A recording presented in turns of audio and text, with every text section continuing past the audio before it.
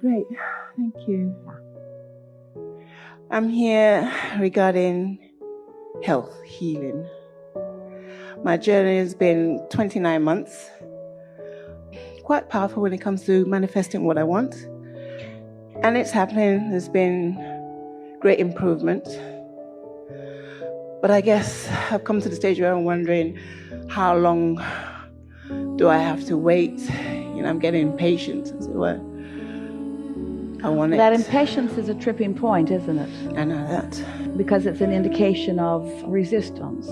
And certainly it's natural to have.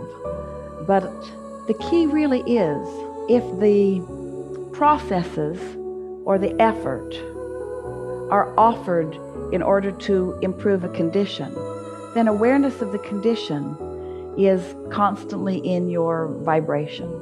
And that slows everything down, slows the progress down. So it's hard to do under these conditions. But the key is to reach for the vibration of alignment apart from anything that you're trying to accomplish with it. This is the most interesting thing about this deliberate creation. And the key in hearing this lies in this brief analogy. When you do something in order to affect that, then the fact that it hasn't yet been affected gets in your way.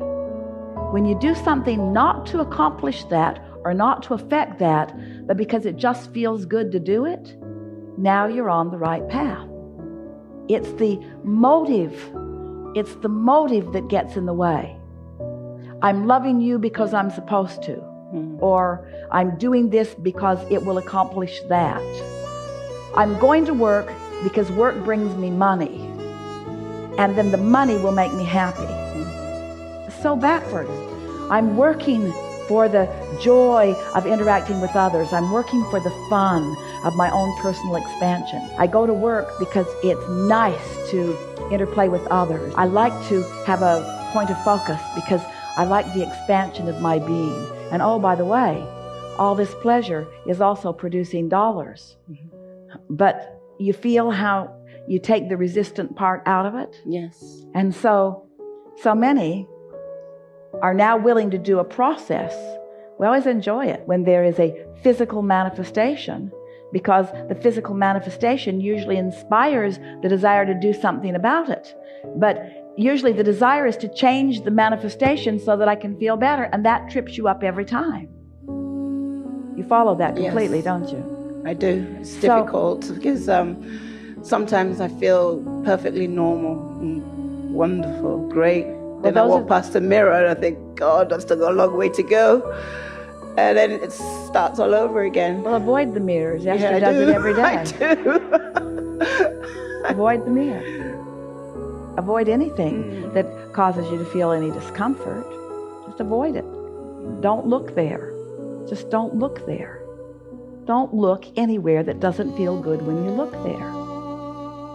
I thought that by avoiding looking means I'm focusing on what I don't want as well. You sort of kind of are, but there's a difference between not looking and looking somewhere else. Look at what you want to see. Here's a good way of thinking about it. It will feel a little off the subject, but it isn't. It's right on. And because it will feel a little off the subject, it will be distracting, so it will be beneficial. So it's like wanting to feel appreciation, wanting to be appreciated. So you're sort of looking around for evidence that you are being appreciated, which is really tricky because people are so fickle. And they're not all that interested in you anyway. And so you sort of have to kind of make a spectacle of yourself to even get them to look at you. And so it's the hard way of going about it. But you can easily appreciate something. So when you're going for appreciation, rather than trying to get someone to shine it on you, you just shine it outward. So in the same way, focus where it feels good. Don't try to take the subject that doesn't feel good and make it feel good. Just focus where it feels good. Focus on what feels good. Focus on what feels good easily. And let the universe show you how quickly it responds to that. How quickly it responds to that. We were talking with someone many years ago on the telephone. Esther was doing consultations in those days. She had much more time than now for that. Talking to a woman who wanted something different than what we were giving. She wanted to know where what she wanted was, and she wanted to know right now. She wanted to know if we knew, she wanted to know where it was, and she wanted to know how to get there. And we knew she wouldn't be able to hear anything that we were saying because she wanted it delivered in a way that it never works. She wanted to defy the laws of the universe in order to get it. And so we knew that the only possibility we had of helping her was to help her into alignment. And we knew that the only possibility of helping her into alignment was to distract her from this wadded up vibration that she had going on. So we said, we would like to talk about blue glass with you. And she said, why? And we said, because you don't have any resistance to it. And she said, I know, I'm not interested in it at all.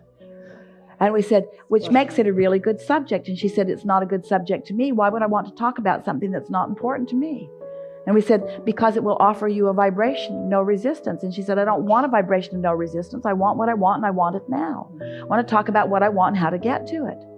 So we went on anyway. We said, blue glass is really wonderful. It comes in lots of different textures, sizes. Some of it is opaque. Some of it is translucent. Some of it is transparent. All kinds of different textures.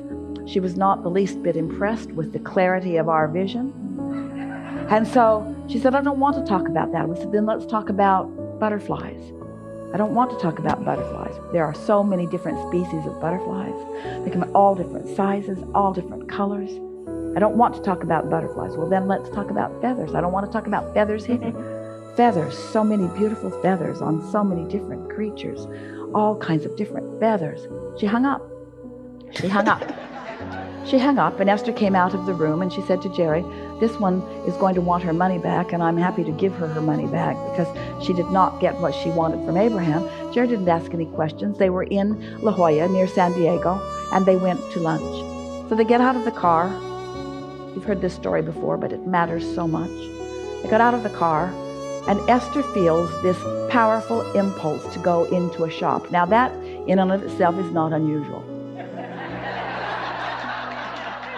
But the impulse was so powerful. It was so strong. They were on their way somewhere else. So she's dragging Jerry, kicking and screaming, into the shop with her, to the very back, to the very back, to the very back, and found a room that was ceiling to floor, wall to wall, blue glass, lighted in the most amazing way. And Esther did not make the association at all. They just looked at it. Jerry said, have you seen enough? Esther said yes, and off they went to George's for lunch. So they had lunch. And after lunch, they're walking down to what's called the Cove in La Jolla. Beautiful, beautiful place where the water and the rocks converge. And as they were walking toward these rocks, they're walking across this grassy area. And a flurry of butterflies surrounded them that was so intense they had to stop talking in order not to eat them. It was odd, unlike anything either of them had ever experienced. Jerry said, that was weird. Esther said, yeah, it was. She's still not making the association about the conversation. And then a little boy came running across the grass from way over in the distance. Jerry said, I think he's looking at you like he knows you. Esther said, I know, but I don't know him. He came running, got right up to her and handed her a feather that he had found on the ground, that he was inspired to bring right to her because he was one of the fairies of the universe in that clear space, a cooperative component ready to deliver to Esther a powerful message, you see. And then in that moment, Esther explained to Jerry, oh my God, I can't believe it. Abraham was just talking to this woman about blue glass and butterflies and feathers. They spent a minute or two on each subject, and it must have activated in my vibration enough that in the state of non-resistance, the universe is showing me that anything that's active in your vibration is going to manifest, and it's going to manifest fast, you see. But Esther, like the woman, had no resistance to blue glass and no resistance to butterflies and no resistance to feathers. In other words, it was a subject that was clear. And when it was clear and active and therefore in alignment, there was an immediate universal response about it, you see. But there are so many subjects of things that feel like great importance that are not pure in your vibration. Almost nobody that you know in human form is pure about the subject of physical well-being. You've heard too much. You've seen too much. You know too much. You have weighed the pros and the cons of too many conditions. You've evaluated too much. There's too much that's active in your vibration for it to be that simple, you see. But sometimes when you powerfully want something, your desire can override your belief if your belief is soft enough to allow it, you see. You have to distract yourself from hindering beliefs. So you have to goose up the beliefs that help and play down the beliefs that don't help, a little bit at a time. And you've been doing that. That's why you have been receiving steady improvement. Not quick, but steady. And that is enough, you see. But when you grow impatient, in that feeling of impatience, then you're shifting a little. In that feeling of impatience, you're introducing more of the contrary thought.